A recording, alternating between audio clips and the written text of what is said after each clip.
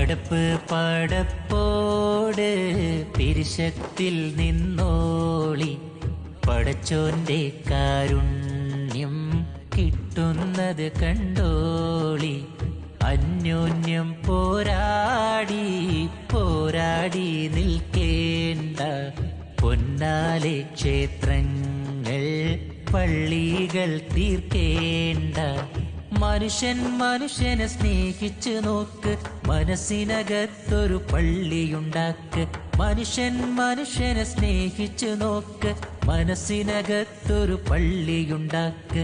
അതിലേത് ജാതിക്കും കേറാമെന്നാക്ക്,